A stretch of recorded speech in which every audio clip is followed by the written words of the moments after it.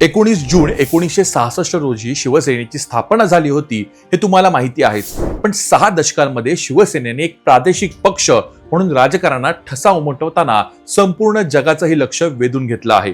60 वर्ष पूर्ण झालेल्या शिवसेनेच्या आजवरच्या महत्त्वपूर्ण घडामोडींचा लेखाजोखा थोडक्यात पाहूयात. 19 जून 1966 रोजी शिवसेना पक्षाची स्थापना झाली. मराठी लोकांनी या संघटना म्हणून उदयाला आलेल्या संस्थेचं सदस्यत्व मिळावं यासाठी धडपड सुरू केली. सुरुवातीच्या काळात राजकारणापेक्षा समाजकारणाला महत्त्व देण्याची घोषणा करण्यात आली.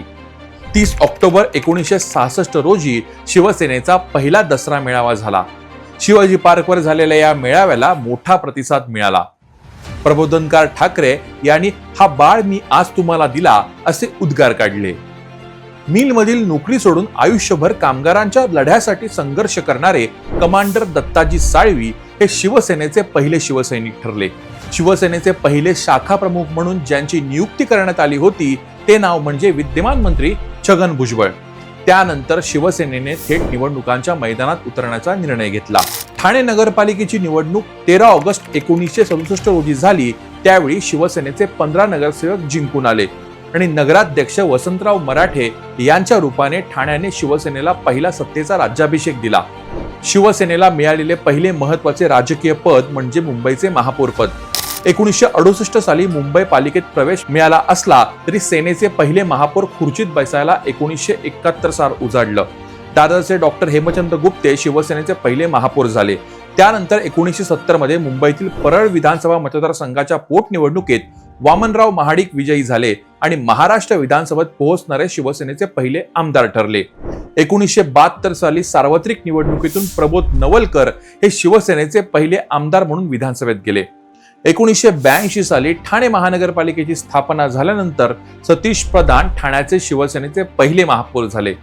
1985च्या निवडणुकीत शिवसेनेने पहिल्यांदाच मुंबई महानगरपालिकेवर पूर्ण ताकदीने आणि बहुमताने एक हाती भगवा फडकवला.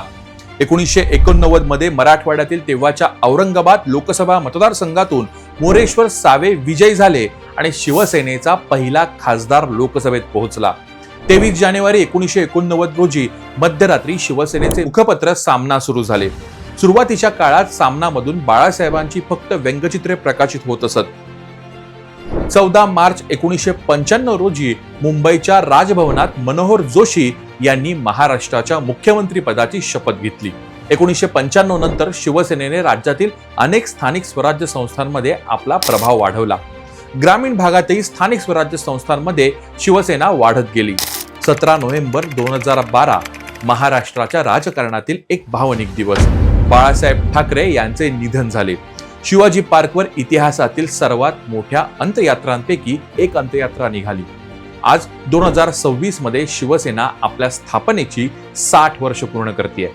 60 वर्षांचा हा प्रवास केवळ एका राजकीय पक्षाचा इतिहास नाही, हा लाखो शिवसैनिकांच्या आंदोलने, मोर्चे, सभा बैठकांमधून उभा राहिलेला एक कष्टाचा इतिहास आहे. हा रस्त्यावरच्या संघर्षाचा इतिहास आहे. हा मराठी अस्मितेच्या लढ्याचा इतिहास आहे.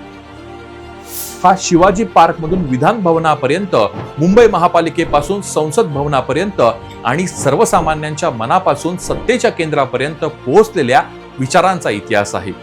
60त माणूस पुन्हा नव्याने उभा राहतो, मागे वळून पाहतो, आयुष्यातील घडामोडींची गणित मांडतो आणि उरलेल्या शिल्लकीमधून भविष्यासाठी नवी ताकद उभी करतो. शिवसेनेची ही 60 देखील तशीच आहे. कारण शिवसेना आणि सर्वसामान्य नागरिक अर्थात शिवसैनिक यांच्यातील नातं हे केवळ संघटनेचं नाही तर विचारांचं आहे. ही वैचारिक गाठ आहे आणि विचारांनी बांधलेली गाठ काळाच्या कोणत्याही वादळात तुटत नसते. शिवसेनेचा हा सर्व काळ पाहता आज जर कुणी विचारलं की खरी शिवसेना कोणती, तर एवढंच म्हणणे उचित ठरेल, ते म्हणजे खरी शिवसेना तीच जिचं नेतृत्व बाळासाहेब ठाकरे यांनी केलं. लाऊड महाराष्ट्राला फॉलो करा आणि सबस्क्राईब करा. धन्यवाद.